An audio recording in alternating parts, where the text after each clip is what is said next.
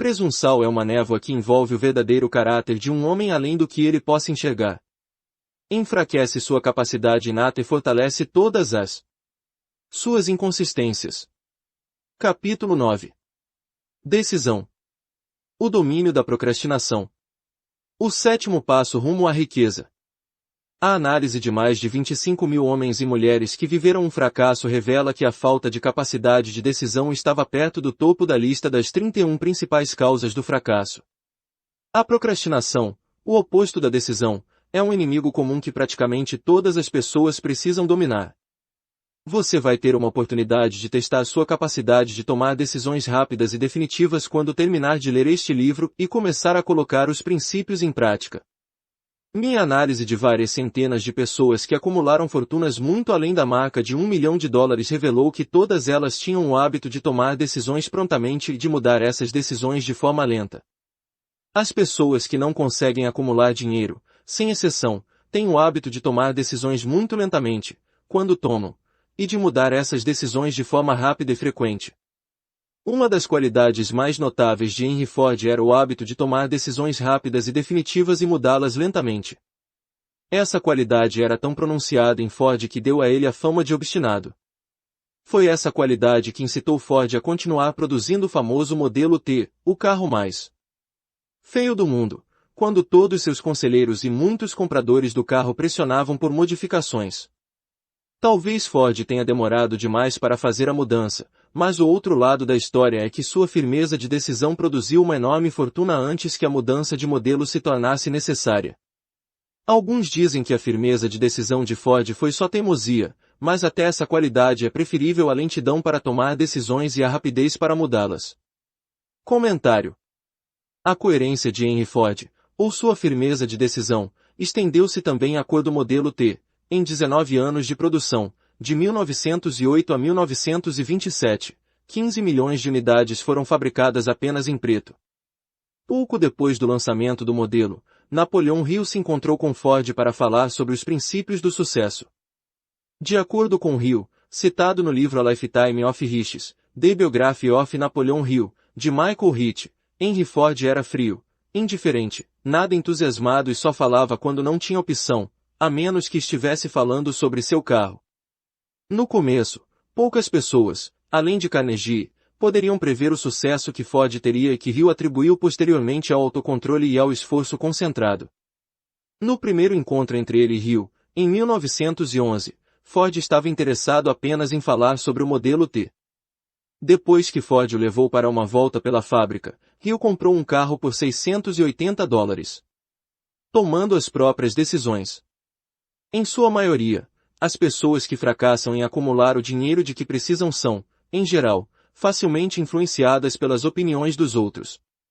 Permitem que fofocas, rumores, opiniões alheias e notícias de jornais formem seu pensamento. Opiniões são os bens mais baratos da Terra. Todo mundo tem uma coleção delas pronta para dar a quem quiser ouvi-las. Se você é muito influenciado pelas opiniões dos outros quando toma decisões, não terá sucesso em nenhuma empreitada, muito menos na transmutação de seu desejo em dinheiro. Se você é influenciado pela opinião dos outros, não terá nenhum desejo próprio. Não exponha seus planos. Confie em si para tomar decisões quando começar a colocar esses princípios em prática e siga essas decisões. Não faça confidências a ninguém, exceto aos membros do seu grupo de mastermind, e tenha certeza de escolher para o seu grupo apenas quem estiver em completa simpatia e harmonia com seu objetivo. Amigos e parentes próximos, mesmo sem ter a intenção, muitas vezes nos prejudicam com opiniões, e, às vezes, com a ridicularização, pensando que são engraçados. Milhares de homens e mulheres carregam complexos de inferioridade durante toda a vida porque uma pessoa bem-intencionada, mas ignorante, destruiu sua confiança com opiniões ou a ridicularização. Você tem um cérebro e mente própria. Use-os e tome as próprias decisões. Se precisar de fatos ou informações de outros para ajudá-lo a tomar decisões, adquira o que necessita sem divulgar a finalidade. É característico das pessoas que têm conhecimentos limitados tentar dar a impressão de que sabem mais do que realmente sabem. Essas pessoas geralmente falam demais e escutam de menos. Mantenha os olhos e ouvidos abertos e a boca fechada se quiser adquirir o hábito de tomar decisões prontamente. Quem fala demais faz pouco mais que isso. Se você fala mais do que ouve, pode deixar passar algum conhecimento importante que poderia ter sido muito útil. Ao falar demais, você também pode divulgar planos e objetivos para pessoas que teriam prazer em derrotá-lo por ter inveja de você. Lembre-se, toda vez que abre a boca na presença de uma pessoa que realmente tem conhecimento, você revela seu jogo e mostra a essa pessoa a exata medida do seu conhecimento ou da falta dele. As marcas da verdadeira sabedoria são modéstia e silêncio.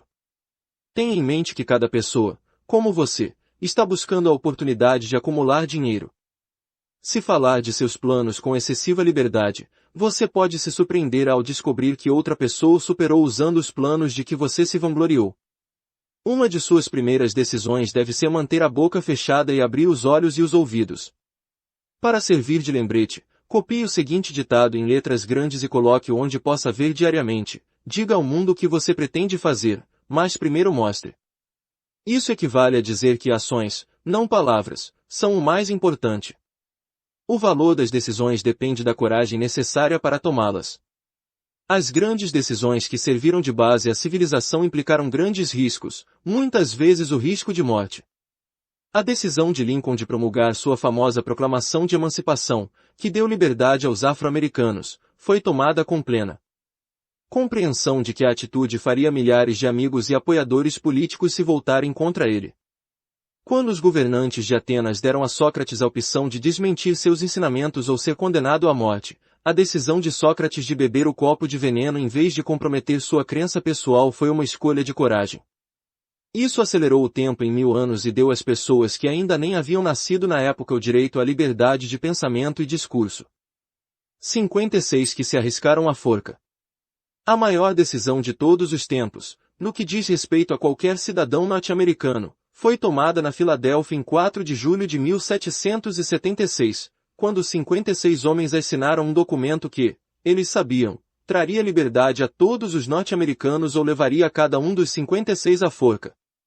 Você já ouviu falar desse famoso documento, a Declaração de Independência, mas tirou dele a grande lição de realização pessoal tão claramente ensinada. Todos lembram a data dessa decisão importante, mas poucos percebem a coragem que ela exigiu. Recordamos a história conforme foi ensinada, lembramos datas e nomes dos homens que lutaram, lembramos de Valley Forge e Yorktown, lembramos de George Washington e Lord Cornwallis. Mas pouco sabemos das forças reais por trás desses nomes, datas e lugares. Sabemos ainda menos sobre o poder intangível que garantiu a liberdade muito antes dos exércitos de Washington chegarem a Yorktown. É quase trágico que os escritores da história tenham perdido inteiramente até a menor referência ao poder irresistível que deu vida e liberdade à nação destinada a estabelecer novos padrões de independência para todos os povos da Terra. Digo que é uma tragédia porque é o mesmo poder que deve ser usado por cada indivíduo que supera as dificuldades da vida e a obriga a pagar o preço solicitado. Vamos analisar rapidamente os eventos que deram origem a esse poder. A história começa com um incidente em Boston em 5 de março de 1770. Soldados britânicos patrulhavam as ruas, ameaçando abertamente os cidadãos com sua presença. Os colonos se ressentiam dos homens armados marchando em seu meio. Começaram a expressar esse ressentimento abertamente, jogando pedras e gritando adjetivos para os soldados, até que o comandante deu a ordem: preparar baionetas. Atacar! A batalha começou. E resultou em muitos mortos e feridos. O incidente despertou tanto ressentimento que a Assembleia da Província, composta por colonos proeminentes, convocou uma reunião com a finalidade de tomar medidas definitivas. 2 membros dessa Assembleia eram John Hancock e Samuel Adams. Eles falaram com coragem e declararam que alguma coisa tinha que ser feita para expulsar todos os soldados britânicos de Boston. Lembre-se disto. Uma decisão tomada por 2 homens pode ser considerada o início da liberdade de que nós, nos Estados Unidos, agora desfrutamos. Lembre-se também de que a decisão desses 2 homens exigiu fé e coragem, porque era perigosa. Antes da suspensão da Assembleia, Samuel Adams foi escolhido para intimar Hutchinson, o governador da província, e exigir a retirada das tropas britânicas. O pedido foi atendido, e as tropas foram removidas de Boston, mas o incidente não acabou aí. Aquilo havia provocado uma situação que mudaria todo o curso da civilização.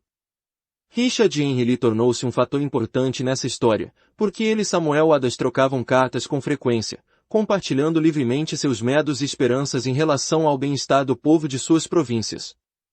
A partir dessa prática, Adams pensou que uma troca mútua de cartas entre as 13 colônias poderia ajudar a coordenar o esforço tão necessário para a solução de seus problemas. Em março de 1772, 2 anos após o confronto com os soldados em Boston, Adams apresentou essa ideia à Assembleia. Ele propôs a formação de um comitê de correspondência entre as colônias, com correspondentes definidos indicados em cada colônia, com a finalidade de cooperação amigável para a melhoria das colônias da América Britânica. Foi o início da organização da Força Remota destinada a dar liberdade a você e a mim. Um grupo de mastermind já havia sido organizado. Era formado por Adams, Lee e Hancock. O comitê de correspondência foi organizado. Os cidadãos das colônias travavam uma guerra desorganizada contra os soldados britânicos por meio de incidentes semelhantes aos tumultos de Boston, mas nada de benéfico havia resultado disso.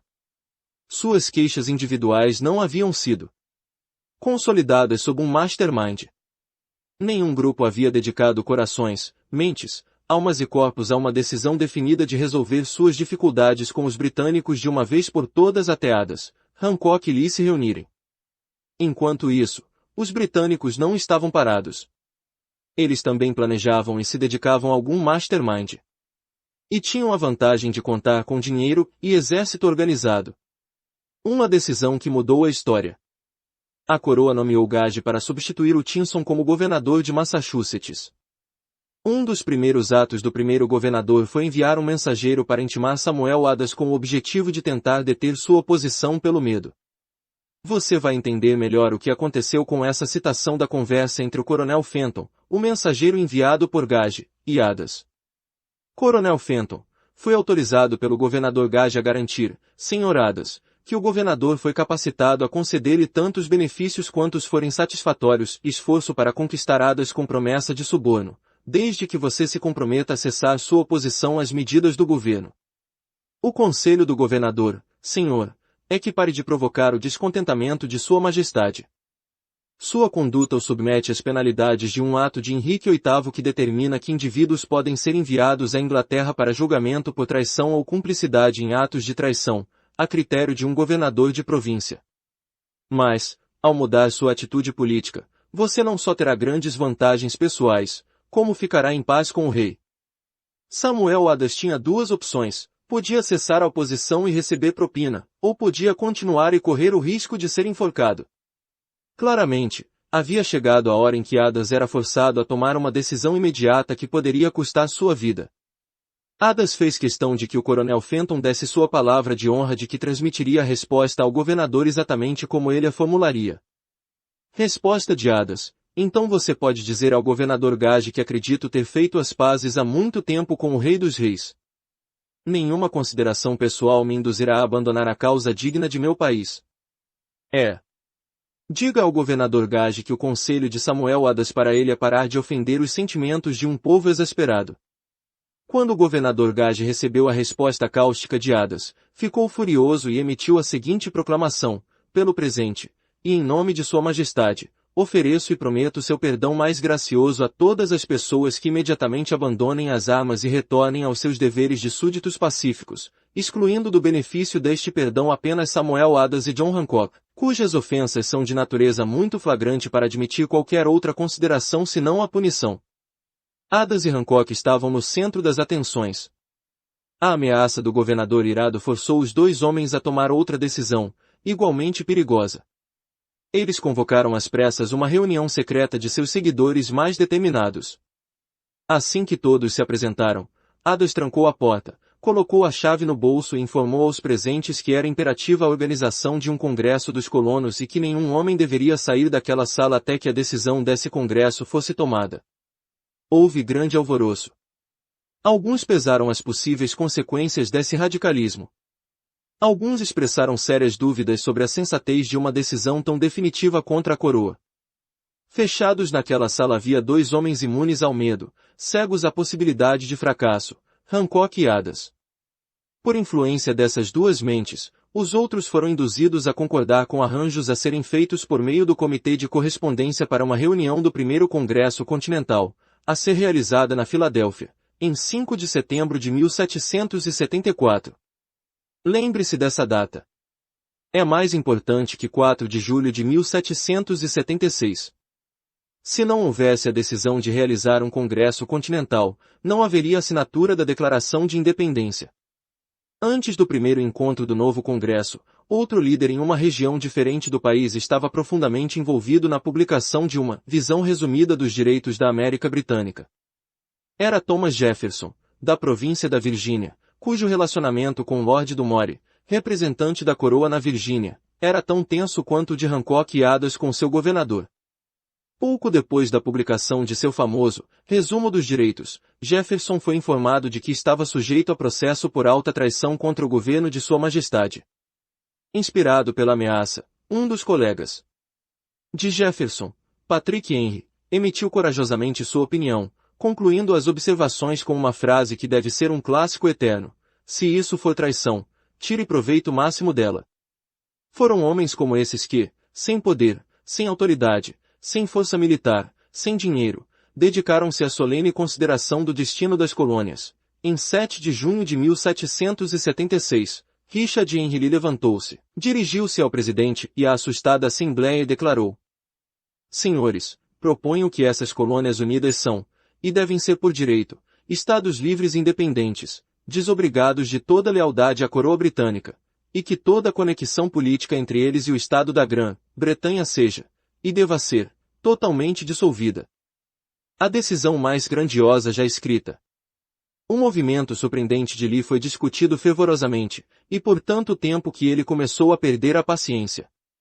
Finalmente, após dias de discussão, ele tomou de novo a palavra e declarou em voz clara e firme: Senhor Presidente, discutimos esta questão há dias. É o único caminho a seguirmos. Por que então, Senhor, continuarmos adiando? Por que ainda deliberar? Deixe este feliz dia dar à luz uma república americana. Deixe-a surgir, não para devastar e conquistar, mas para restabelecer o reinado da paz e da lei. Antes de sua moção ser finalmente votada, Lee foi chamado de volta à Virgínia por causa de uma grave doença na família. Mas, antes de partir, ele colocou a causa nas mãos do amigo Thomas Jefferson, que prometeu lutar até que medidas favoráveis fossem tomadas. Pouco tempo depois, o presidente do Congresso, Hancock, nomeou Jefferson presidente de um comitê para a elaboração de uma declaração de independência. O comitê trabalhou duro e por muito tempo em um documento que significaria, quando fosse aceito pelo Congresso, que todo homem que o assinasse estaria assinando a própria sentença de morte se as colônias perdessem a briga com a Grã-Bretanha, que certamente aconteceria a seguir. O documento foi elaborado, e em 28 de junho o rascunho original foi lido diante do Congresso. Durante vários dias foi discutido, alterado e preparado. Em 4 de julho de 1776, Thomas Jefferson apresentou-se diante da Assembleia, sem medo, leu a decisão mais importante jamais colocada em um papel. Quando, no curso dos acontecimentos humanos, se torna necessário um povo dissolver laços políticos que o ligavam a outro e assumir entre os poderes da terra posição igual e separada que lhe dão direito às leis da natureza e às do Deus da natureza, o respeito digno às opiniões dos homens exige que se declarem as causas que os levam a essa separação. Quando Jefferson terminou, o documento foi votado, aceito e assinado pelos 56 homens, cada um apostando a própria vida na decisão de escrever seu nome. A partir dessa decisão, surgiu uma nação destinada a trazer para sempre à humanidade o privilégio de tomar decisões. Analise os eventos que levaram à declaração de independência e se convença de que essa nação, que hoje ocupa uma posição de respeito e poder entre todas as nações do mundo, nasceu de uma decisão criada por um mastermind formado por 56 homens. Note que foi a decisão deles que garantiu o sucesso dos exércitos de Washington, porque o espírito dessa decisão estava no coração de cada soldado que lutou e serviu como uma força espiritual que não reconhece o fracasso. Note também, com grande benefício pessoal, que o poder que deu a essa nação sua liberdade é o mesmo poder que deve ser usado por cada indivíduo que se torna autodeterminante. Esse poder é constituído pelos princípios descritos neste livro.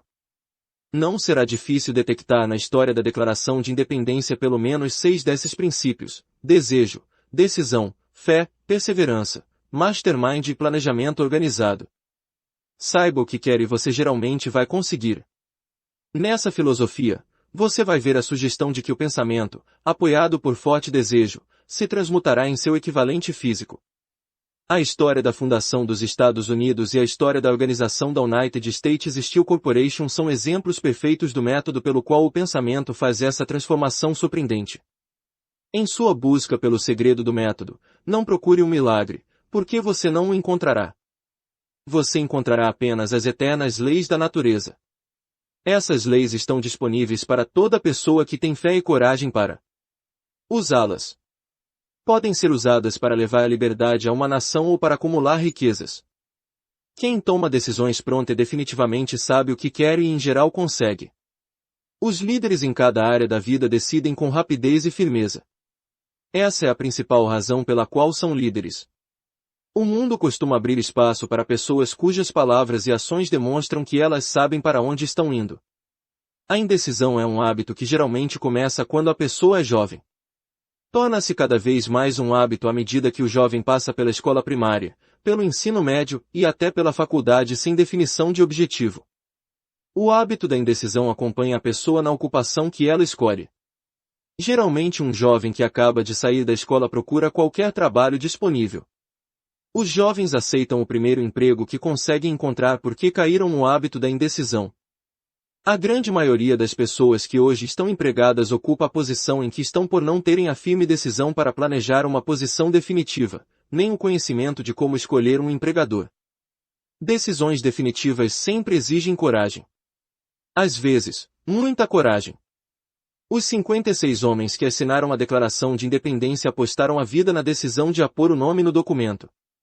A pessoa que toma a decisão definitiva de buscar um emprego específico e fazer a vida pagar o preço que ela pede não aposta a vida nessa decisão, ela aposta sua liberdade econômica. Independência financeira, riqueza e posições profissionais desejáveis não estão ao alcance de quem negligencia ou se recusa a esperar, planejar e exigir essas coisas. A pessoa que deseja riqueza com o mesmo espírito com que Samuel Adams desejava liberdade para as colônias certamente vai acumular riqueza.